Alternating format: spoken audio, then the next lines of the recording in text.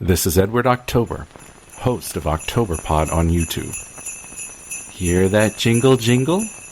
It could be Kris Kringle, or a home invader looking for an open window, a jilted lover looking for revenge, or a disgruntled coworker hoping to spike your eggnog with arsenic.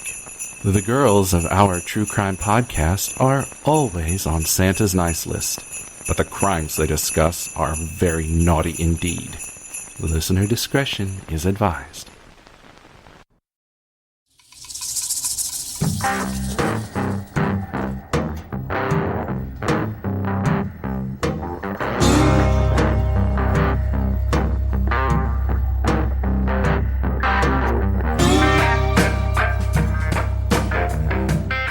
Hey, Jen. Hey, Cam, how are ya? I'm pretty good. How are you? I'm doing very well. What's going on? Oh, not much. Summer is here. Summer the pool is open. I know. And we are ready to have a great summer. I hope so. I do. Are you guys going anywhere this summer? Anywhere fun? Yes. Thank God we're not going to Florida. No offense to Florida, but I'm tired of going out to the parks down there. But this time we are heading east. We are going to drive and stay a few days in Philly. We're also going to go to Cedar Point, I think it is. We're going to the amusement park up there. And then we are going to Williamsburg in Virginia, and we are going to Busch Gardens there. Yes, my family loves amusement parks. No, I do not like them. But why not? They're so cheap and the food's great. I know. It's just my kids and my husband love them, so I just tag along and bring a book. Mm-hmm. I am babysitting a puppy this weekend, and it was a little rough start getting the recording going. I know you can very little rough start, yes, but attest that's okay. to that because she's a little angel. She misses her mommy. Then my daughter left, and then that threw, then she got all wired up about that. But right now she's at my feet, and she is precious. Hopefully we won't have any more outbreaks, but I'm sure she'll be quiet. I don't think we will. And so if you hear the puppy in the background, it's all good. That is correct. Speaking of in the background, you ready for our story? Yeah, let's hear it.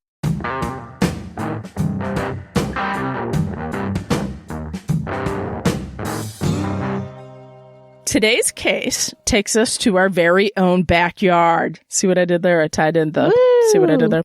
And by backyard, I do mean backyard as in Herculaneum, Missouri. Oh, right? Mark Tim Todd was raised in Herculaneum, and it was right away that everyone knew Tim was going to be a standout in athletics. His dedication and his physique helped him become a stellar athlete. At 6'7", that's right, 6'7", and 230 pounds, it was no shock that he would be so successful in all sports that he was voted most talented his senior year, as well as most handsome. Now, every boy wanted to be him, and every girl wanted to be with him. Tim had the world in his hands, but when his father died of a massive heart attack while Tim was still in high school, things started to change for the young man. Tim lost his father and his best friend, and he was determined to take better care of himself than ever before. It was here that Tim started working out and building his body into a work of art. The 80s fitness craze was still on the horizon, so Tim was a little bit ahead of the curve. Now, his name is Tim Tam. That's who I thought of as the minute you said it. Tim Todd. Okay. Tim Tam's a candy bar. It is? Never heard of it. Well, it's not an American candy bar, but yes. Okay, I got you. I was going to say. After college, Tim decided to return home and lay down roots in Festus, Missouri, which is only about 5 miles south of Herculaneum. Now, at 21 years old, Tim decides to work as a police officer within the Festus Police Department. His large size was imposing, but his charisma and outgoing personality made him a local town favorite. Everyone who knew Tim liked him, and so it was no different with his boss, Police Chief Bill Pagano. Now, Chief Pagano was a well-known figure around Festus, especially because he had become chief at just 27 years old, making him the youngest police chief in the state at the time. He was a stout man who always had a cigar in his mouth. He was well known throughout Jefferson County, and he had a no-nonsense work ethic. He was referred to as the boss hog of Jefferson County. He was a big deal, or at least he thought so. During an interview with a local paper, he bragged that he had the most influence over anyone in Jefferson County. He drove really nice cars and walked around town in really expensive suits, and he was always flashy, to say the least. He'd always carry a big wad of cash, even if it was just $1 bills, just to make him look like he had a lot of money, so he'd flip out that money when they went out to eat or whatever. Chief Pagano hired Tim Todd, and the two of them became close immediately. It was more of a father-son relationship than a boss-employee relationship. Tim Todd would be the face of the force, and his big presence was just what Pagano wanted and needed. A few years after Tim joined the force, Pagano was dipping his hands in other ventures, shall we say. He wanted to get into the private security business, and he started a company named Scientific Security Corporation. At the age of 31, Pagano made Tim the COO of his new company, and the two became even closer. Tim was doing better financially and professionally than he'd ever dreamed of, and he too wanted to dip his hands into new ventures. Tim, always the athlete, took care of himself by staying fit, so when an opportunity became available in the form of an empty strip mall store, he took a chance and snapped up the building. Tim was about to get into what was huge in the 80s, the fitness craze. Jane Fonda. He opened his own gym, calling it Mid-America Health and Racquetball Club. Tim was at the peak of fitness, and his finances were the best they'd ever been. Tim Todd was on top of the world doing what he loved and making a lot of money while doing it. His life was good, but it was about to get even better. She was an aerobics instructor. Remember aerobics instructors? Woo! She was an aerobics instructor by the name of Stephanie. You ready? Pagano. That's right. Oh, she is the daughter of his employer and friend, Bill Pagano. Stephanie also happens to be just 17 years old. Now, remind you, he's 31, 31. The two fell hard and fast, and even though the age difference seemed a lot at the time, love knows no limits, Jen. We know that, right? No limits. It is. It's a lot at this time, too. Sure is. You may think Bill might not be happy about all this, but he is happy as a clam about it. Tim and Stephanie's relationship only cements the relationship with Bill. Tim is a great catch for Stephanie, and Bill is thrilled about the idea of one day being able to call Tim his son-in-law. Everyone is truly ecstatic about the relationship. Everyone except Tim's wife and two kids. Yes, Tim is married to his high school sweetheart, Patty, and has been for years. The couple were voted best looking in their high school yearbook, and what no one knew at that time was that Patty was actually pregnant with their first child in that very same yearbook photo. The couple would get married and continue to raise a family. They were living the American dream, complete with an affair on the side, which, American dream too, for some. If you say so. I'm not saying those people don't, you know what I mean. Tim and Stephanie were less than discreet when it came to the relationship. Not only did they work together at the gym, but Stephanie worked alongside Tim at her dad's security firm. It was pretty much an open secret with everyone, even Patty. Patty confronted Tim, and Tim admitted it. Tim told Patty and the kids that he would break it off with Stephanie immediately. That didn't happen, because otherwise we wouldn't be doing this podcast. Stephanie found her man, and she was not going to let him go. And since she's a teenager, I'm sure she was madly in love, puppy love, with him. In fact, Stephanie wanted Tim to break it off with Patty and marry her. She was putting a lot of pressure on Tim, big time, and Tim was feeling it. Now, this is his boss's daughter, after all, so this is also his connection to finances, job, career.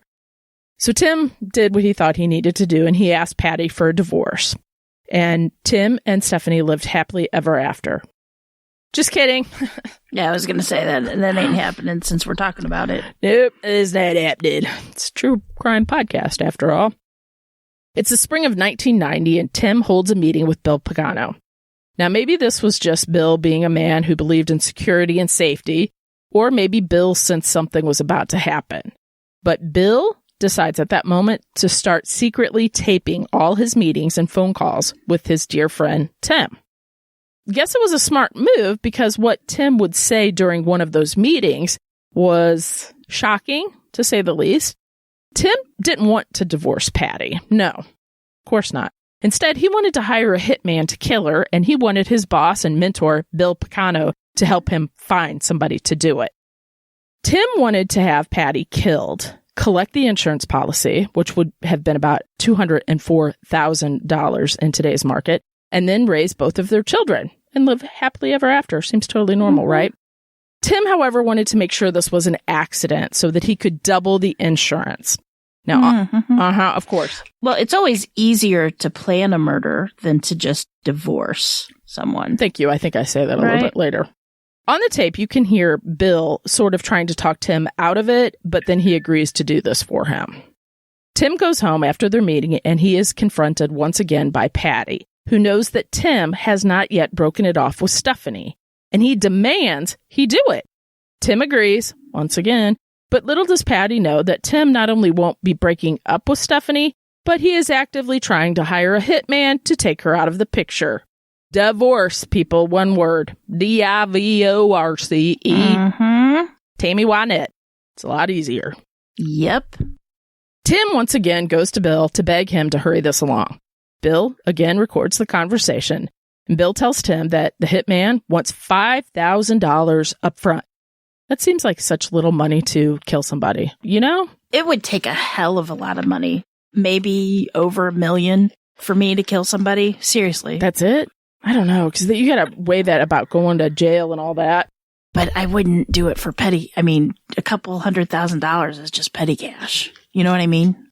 That's not worth it at all. But $1 million's not that much anymore. You know, like you buy a house for $1 million, and sometimes depending on where it is, it's not even that nice.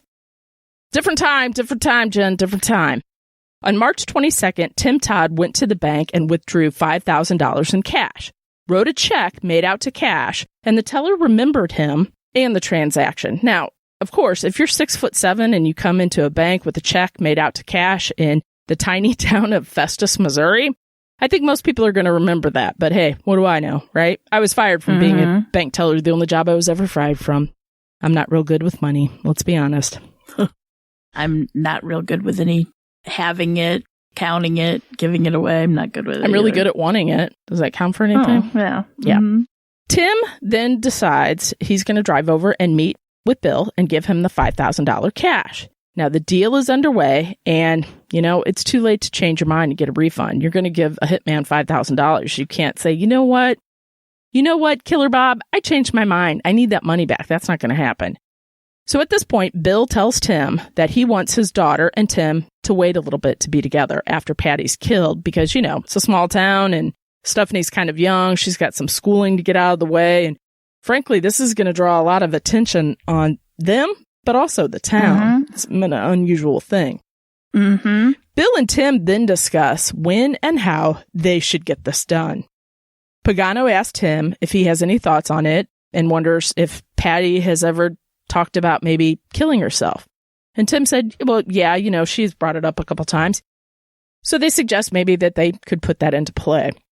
Picano then asked about steps. Do you have steps in your house? If so, do you know how many? Are they steep enough? Are they steep enough, say, if Patty took a tumble, that it would be deadly? Could she break her neck? Just need an owl. Okay.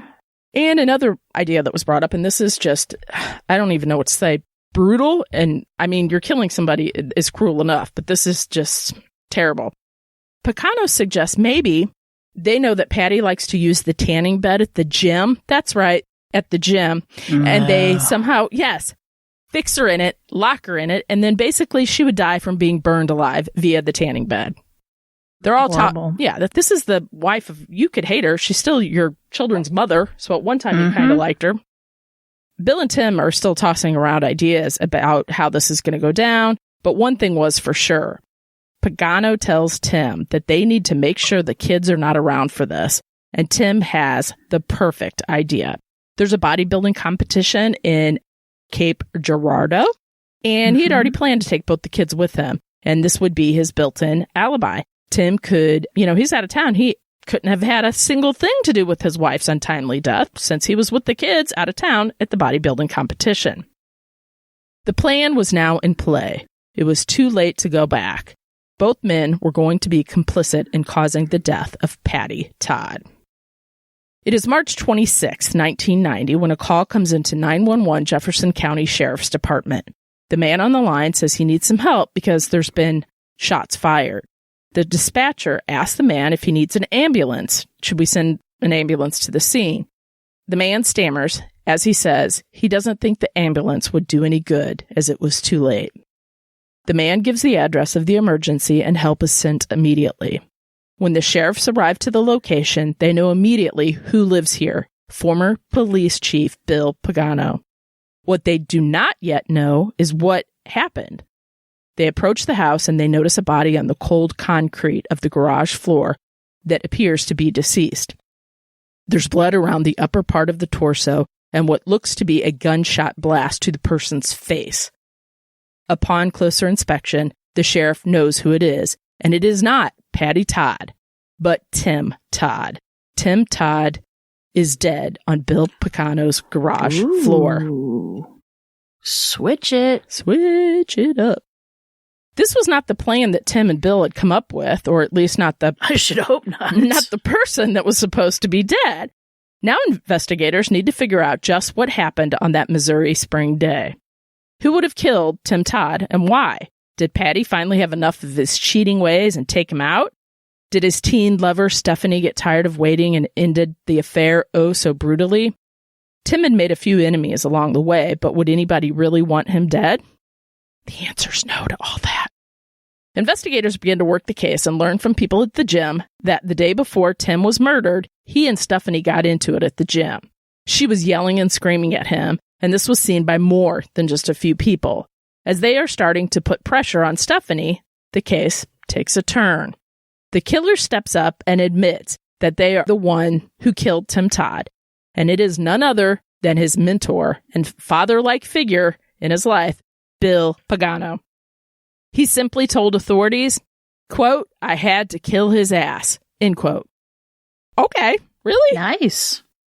While Bill admits he did it, he tells them that he had to, and it was not murder, but self-defense. Bill would say that Tim Todd came to him weeks ago and wanted to hire a hitman to kill his wife. And he can prove it as he has been secretly recording their meetings and phone calls all this time. Okay, that's pretty good for you, Bill, I guess. Maybe that was the plan. Bill said that he was just playing along with all of this, and the end goal was to get him to a psych hospital. He wanted to get him some mental help. Bill claimed that Tim had been using steroids and that this must have caused him to behave irrationally. Bill had never planned to actually kill Patty. It was all a ruse. Bill wanted to keep their meetings recorded, not only for proof that Tim wanted this to happen, but, just in case Tim really went off the deep end and would kill Bill. There would be proof there. Investigators are intrigued, but they need to hear the rest of the story. Bill goes on to tell them that he had called Tim and said he needed to set up a meeting with Tim and the hitman. He would tell Tim the hitman was coming to Bill's house to meet him, and the three of them would finalize the plan. Or so Tim thought. Tim arrives, and Bill tried to make a citizen's arrest. Bill claims Tim was not having it, and Tim started to freak out. In fear for his life, Bill Pagano takes out a shotgun and shoots Tim twice in the head. Bill was visibly upset and crying as he detailed the scene for officers. To further back up his story, Tim had arrived with a photo of Patty for the hitman. Now, you see, earlier, Bill had asked Tim to bring a photo so that the hitman would definitely know what Patty looked like while making the hit and not to make, accidentally murder somebody who looked like Patty, I suppose. Right now, everything's kind of lining up, right? Sort of. Next to Tim's lifeless body was a revolver, which made Bill's story believable to investigators. Officers at the scene felt confident that the story played out and the sheriff agreed. Seems like a pretty clear-cut case of self-defense. But there's just one thing that sort of disputes that theory. You see, when the medical examiner got the body and was making the report, he noted the bullet holes in his head. And yes, there were 2 of them, as they had stated earlier. But what the medical examiner discovered was that the exit wound was in the front of his head, meaning the entry wound was in the back of his head. That was the first shot. Tim Todd was shot first in the back of the head away from the killer. The second shot was to his face as he was already on the ground. Tim Todd was not shot in self-defense as he was not even facing the killer. Tim Todd was murdered. That's what it sounds like. There is a gun found next to Tim, and Bill claimed this was self-defense, remember? But when Tim's fingerprints were not found on the gun, anywhere on the gun, Bill, well, he kind of admits that, he never really saw Tim have a gun, or for that matter, he never really saw Tim point a gun at him. And in fact, Tim never even fired a gun that day. There was no gun fired. Not exactly self-defense. No, I wouldn't think so. I think somebody's lying. Dirty, rotten liars. Somebody's got paint on fire. Mm-hmm. Next up for discussion is the recorded conversations that Bill made of Tim. Now, if Bill was so worried about Tim and his distress and his mental health, all of the meetings that you've had so far, wouldn't this meeting, the one where you actually give the hitman money and you actually give him a photo of Patty, I mean, this is it. Once this is done, it's done. This would be the one meeting, I would think, that you would most definitely want to record. Am I right? I would think so, yeah. Well, this was the one meeting that he did not choose to record. He did not record this meeting, but he had recorded every single thing else. And it's kind of convenient for him, isn't it? It is a little bit, isn't it? Finally, there is what Patty, Tim's still very much alive, thank goodness, wife, told police. She informs officers that it was Tim who was actually fearful of Bill Pagano because Bill was pressuring Tim into marrying his daughter or else. As in, you marry Stephanie or I'm going to kill you. You're going to die. That's your choices. You're going to leave your wife and you're going to marry my daughter or you're going to die. Tim, in fact, on the very day he was killed, told Patty that Bill had threatened him. And Patty believed at this point that Tim was just trying to buy some time until he and Patty and the kids could escape from the clutches of Bill. Pretty interesting. All of these pretty good theories, you just never know. Everything's playing out, the investigation. A little bit after this, a young girl came forward and told officers that she saw Bill Pagano yelling at Tim and even shoving him and screaming curse words at him. Now, after the fight, she described Tim as just resigning himself to it. So he's kind of slumped over, just over it. He's not fighting back. He's not arguing. I guess Bill was belittling him, however you want to say it, and Tim just kind of gave up.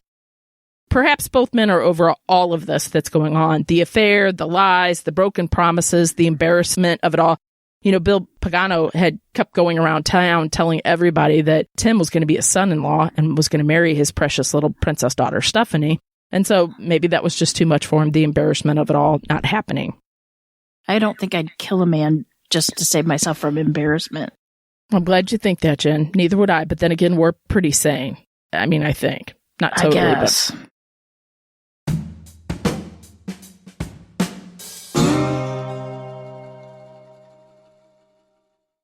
Hey, Cam, guess what? Z-Man Games sent us a game to review, and I absolutely love it. That sounds so cool. What's the name of it?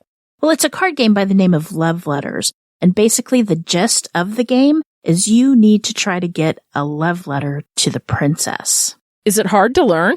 Oh, no. It maybe takes like 3 minutes to learn or just to get the hang of it. And the best part is, even though it's simple to learn to play the game, you kind of have to use strategic gameplay to win. And the best part of this whole game, which I love, is it only takes 20 minutes to play a game. And the fact it comes in like this little velvet pouch, so it's portable. You could play it anywhere. Portable? That sounds like a great game to take on the family vacation this summer. For all our listeners, Love Letters, it's an easy game to find. You can just go to your local Target, game store, or just go on zmangames.com and purchase your card game for $11.99. Thanks, Z-Man Games.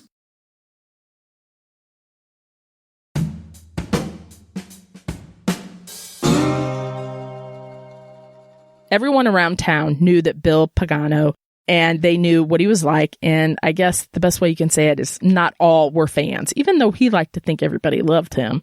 He was a man who, shall we say, was a bit too big for his breeches. He knew what he wanted, and he would not stop to get it. People had told investigators that Bill was dangerous, and he had a temper and a reputation. But then it all comes together, as it always does. Authorities stumbled on a motive as old as time. It seems that Bill Pagano had taken out a life insurance policy. Oh, you'd think it'd be just one, Jen. Come here. Oh, really? Yes. You see, he had taken out, shall we say, several life insurance policies on Tim Todd. So many, in fact, that they were well over worth, you ready? $1.5 million. Wow. Damn. Bill Pagano is arrested and charged with first-degree murder and armed criminal action in April of 1990. The trial would last 4 weeks and end with the jury finding Bill Pagano guilty of second-degree murder, which is a little odd, I would think. I believe the jury, this is just me theorizing, with first degree, you have to have it premeditated and all of that, and they couldn't. Yeah, it's easier to get a conviction on a second. Definitely do that. Correct. Yeah. Yeah. So the trial, Casey Anthony would have been convicted if it would have been second degree and not first degree, or even manslaughter, something, exactly. Anything. Bill was sentenced to 23 years in prison for killing the man who he once referred to as son. Now, appeals were filed, and Bill Pagano was out on bail, and he was able to live his best life at home while he waited for the appeals to take place. And this was an additional 3 years. Coming, going out to eat, doing what he wanted to do. Finally, after 3 years, the court did decide that Bill Pagano was guilty and should serve his time. In 1994, ding, ding, ding, his freedom is up, and he would have to report to prison. Officers drive out to his house. They show up at the front door, ring the doorbell. Bill answers. He's polite. He's nice. I mean, they all know each other. He was police chief at one time. He invites the officers in as they're standing in the living room. He said, you know what? I just want to go change clothes because this will be the last time that I can, feel, I guess, fresh or whatever. I know how this is going. Yep. He excuses himself. He excuses himself, goes back into his back bedroom, where he then put a shotgun to his head and shot himself. He killed himself, never to spend a single day in prison. Yep. So that is the story of Bill and Tim. And it didn't end well for anybody. Let's be honest. No. So I had never, and this is in our own backyard. I've never heard of the story. And I was just kind of flabbergasted because, I don't know, I can totally see how a small town, police officer rises to police chief. He is a little bit too big for his britches, and he just kind of wants what he wants when he wants it.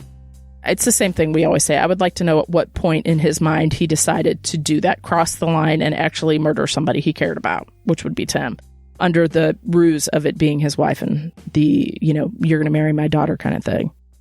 Yeah. I mean, was it his daughter the big daddy's girl that I will do anything for my daughter? And I'm sure that kind of thing. I'm sure. And daddy, I can't live without him. I love him. That kind of thing. I would think so, but I'd still, my daughter is 16. If she came home and told me she was dating a 30-year-old, nope. I would put her in a dog crate in the basement. Seriously. And I'm sure he was a narcissist, and but still the whole fact to save face of, well, I told everybody you were going to do this, so you have to do this, and to go as far as to put a bullet in a guy's head. But then he's also a police chief. He should have known that you can't shoot somebody in the back of the head and claim that it was self-defense. It's like they're running away from you and you shoot them. No. So that's the case, Jen. However, I did want to talk about 2 movies I watched this weekend, and I was delighted with both of them. I got to tell you, honestly. The first one is called The Dry with Eric Bana, and it is an Australian murder mystery. I loved it. I thought it was really, really good, really well done, and it was kind of fun to see Eric, because, he is a native Australian hottie, to say the least, and to see him with his own accent. I thought that was kind of cool, because he's what was it called again?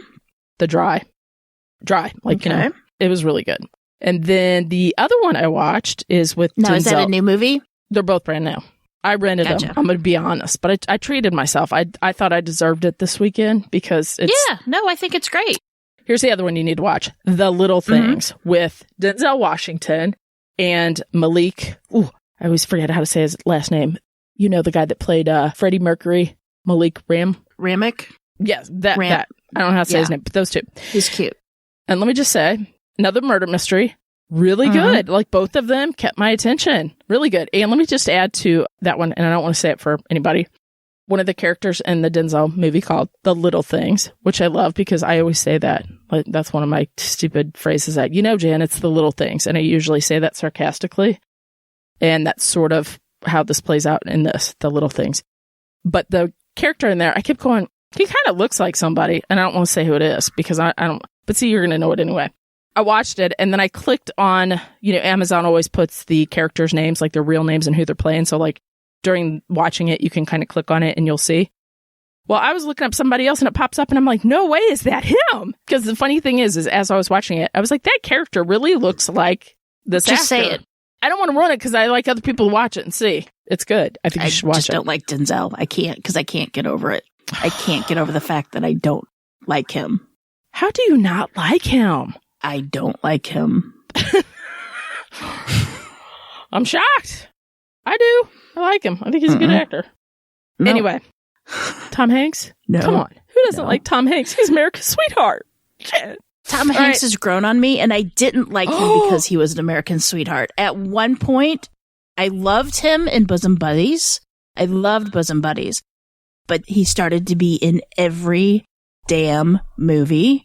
I was oversaturated with Tom Hanks. Listen to me, with Tom Hanks. It got to the point where it's like I would refuse to watch a movie just because Tom Hanks was in it. It would be like listening to a song over and over and over again, and you could not escape that song. I don't know if we can be friends anymore. An unpopular opinion, hated Forrest Gump. I know you did. I wasn't even going to bring that up. I wasn't even going to bring it up. Burning passion. I love Forrest Gump. Burning passion. That's a timeless classic. Tom Hanks, I like him now. We have a little distance between us now. He's not in every movie that ever walked. I thought I knew you. Across the stage. I thought we were friends. Yeah, no. I don't even know what to say. All right. No, I like him now. He's fine. I met Tom Hanks, and let me say, not only did I meet Tom Hanks, I spent an entire day and night with him. Wait, that sounded wrong. I'm sorry. Evening, like an event. Let's put it that way. Okay. Rewind. Anyway, one of the nicest people I've ever met my whole life. He was just like, oh, yeah.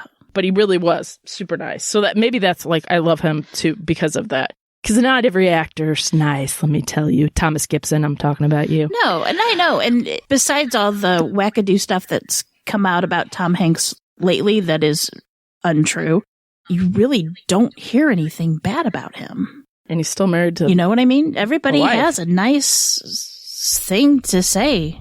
Yeah, I got you. What do you got to say? What do you want to talk about? I wanted to talk about the murder that happened in Florida with the 14-year-old boy stabbing the 13-year-old girl 114 times. Terrible. And smiling in the back of the cop car. And then sending out a Snapchat that says, hey, has anybody seen Tristan? He definitely had mental issues. And on my Facebook page, there's a big debate going about they don't feel that he should be charged as an adult. They think some people feel that since he's 14, he should be tried as a juvenile. Well, now she was stabbed 114 times. 49 of those times were defensive wounds. Like she was stabbed in the hands, her arms, her head.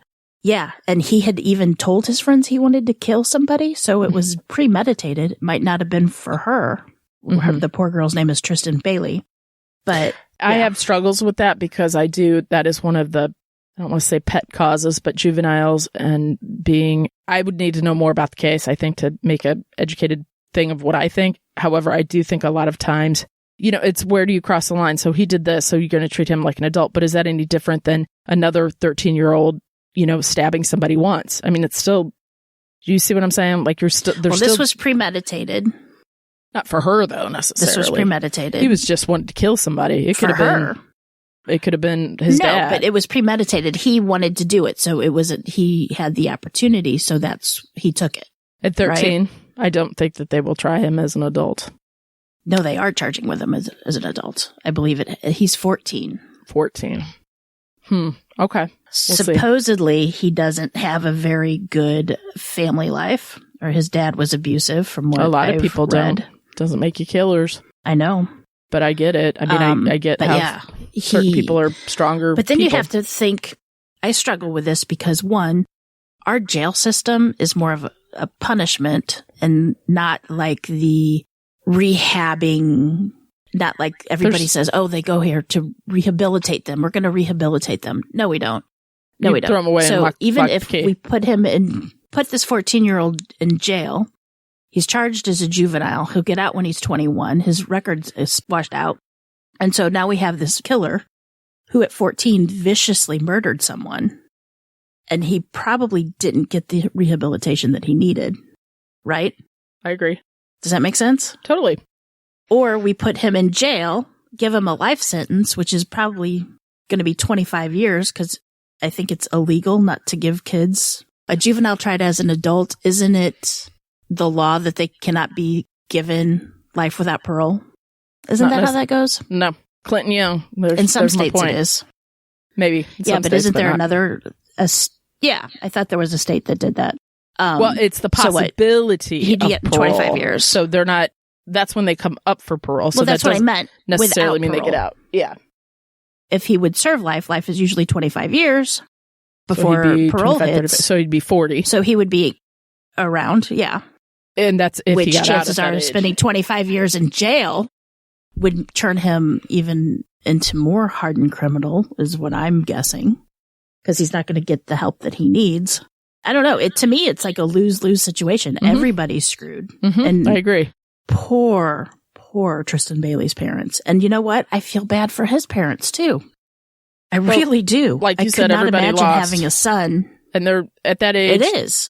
You're so young and you're so stupid. Like the choices you make. In 2 years, you make stupid choices at 14 and you think, oh, what was I thinking? And so I don't know if their brain is fully, their brain can even comprehend what they're doing or that death is permanent. It should, but I think at 14 they know. At 14 they know.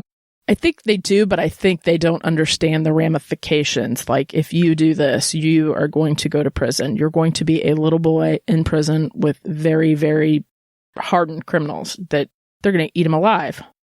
I mean, he'll be separated till he's 18, I believe. Criminals always say, or people that go to jail, that they kind of, their growth is stunted when they go in because that's the age they went in. And you don't grow. You don't grow as a person. So at 14, even at 18, he's probably still going to be pretty much 14 years old. So it's horrible, horrible. And I always just wonder, like, didn't you see the signs? There had to be signs. I don't believe that a kid just wakes up and decides he's going to kill people. There has to be something going on. Well, he told a bunch of friends that he wanted to do it, and none of his friends told anybody. You know, and as we've learned, a lot of these school shooters, they've told people, and those people never have spoken out and said anything. They just don't believe that the person's really going to do it? I guess. But I mean, I wouldn't believe if... You got to err on the side of caution, though. You never know. Act on it, then. All the school shooters, too, for the most part, everyone said they were off. That there was something off. They were kind of an odd kid. So if an odd kid is saying something that they're going to do something like that, you would think that they would tell somebody. Tell their parents, at least. Tell somebody. From this ABC article, it says that the state's attorney's office said the decision was made to charge him as an adult was given because of the brutality. So, and the poor girl, her body was found on Mother's Day. That's terrible. There's no words. How could you? I don't think I could ever come back from that, ever. Yeah, and the attorney said it brings me no pleasure in charging a 14-year-old as an adult with first-degree murder. It's clear to us that after we look at what happened, it was not only appropriate to charge the defendant as an adult, but it was really the only charge we could make. Yeah. It's just... Yeah. And then they don't know his plea, but yet they found his DNA all over her body, and they found her DNA on his shoes, on the knife, and a shirt that they found in his bedroom. He smiled and Snapchatted him in the back of the police car. I know. He would be best served. Peace cars? Yeah, even peace signs. To say, I'm guilty, save the taxpayers' money, save the poor family the hardship of the trial. Just do one good thing in your life, buddy, and just go to jail quietly.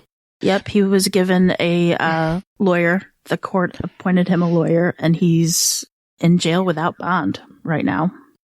Be almost better to put him into some kind of criminal mental facility. You know? And study him. And they may. But, that's not really like because there's something obvious. There's some wires that are obviously not meeting in his brain where they should be, or their wires are crossed or something. Mm-hmm. I agree. So I don't know. It's just, it's heartbreaking all around. Ooh, gives me the willies. On that note, wow. Okay. I know. But that's anyway all I got. I hope everybody has a great week. Yep. I hope everybody had a nice Memorial Day. I forgot that. I didn't even know it was Memorial Day weekend. I didn't even know it was a holiday. Have a little bit of stuff going on in my life. It just seemed like another weekend to me. Swear to goodness, until somebody said something about everybody being closed Monday. I'm like, why in the world is everybody closed Monday? It's a holiday. What? Gotcha. Who knew? Blinders, Jen, blinders on my eyes. Boop, just going forward. You know what I'm saying? Yes, you do. Mm-hmm. Understand that. All right, Jen. Hey, but guess what? Until next time, remember, lock your doors. Keep passing by those open windows. Bye-bye. Love ya.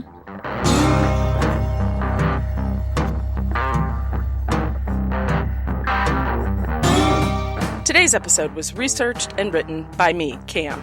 For more information about this episode, as well as all the sources I used, please check out our show notes or the podcast website at ourtruecrimepodcast.com.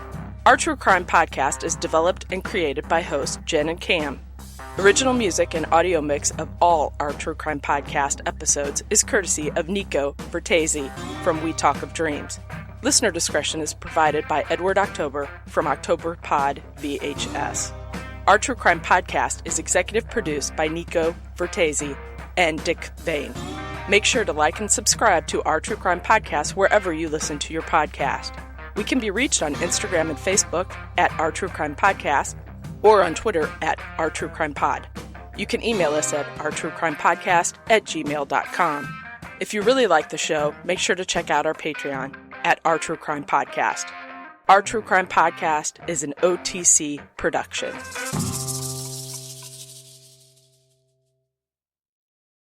You're my best friend, the backyard again. Oh, the fitness craze. Jane Fonda.